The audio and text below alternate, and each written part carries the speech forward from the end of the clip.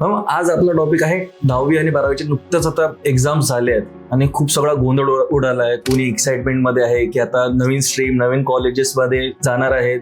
तर त्याच्यावरतीच मला एक पहिला प्रश्न विचारायचा तुम्हाला की 10वी-12वीच्या परीक्षा संपल्यानंतर अनेक विद्यार्थी आहेत, पालक आहेत, स्ट्रीम किंवा कुठल्या फील्डला यायचं याला घेऊन कन्फ्युज आहेत. तर असा गोंधळ का निर्माण होतो? सगळ्यात पहिल्यांदा मला हे सांगावंसं वाटतं की करिअर सिलेक्शन किंवा स्ट्रीम सिलेक्शन हा अतिशय महत्वाचा मुद्दा असतो. कारण काय की आता या टप्प्यावर घेतलेला निर्णय तुमच्या पूर्ण आयुष्याची दिशा ठरवत असतो.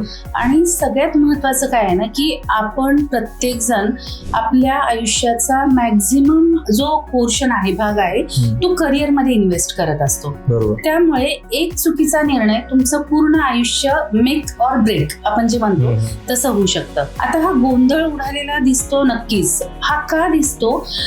याला 2-3 महत्वाची कारण आहेत. एकतर सगळ्यात पहिलं आणि महत्वाचं कारण म्हणजे मुलं आणि पालक हे दोघंही कन्फ्यूज असतात की आपल्याला नेमकं काय आवडतं किंवा आपल्या मुलांना नेमकं काय आवडतं. दुसरं महत्वाचं म्हणजे स्वतःचे काय कौशल्य आहेत. आणि तिसरं म्हणजे व्यक्तिमत्व.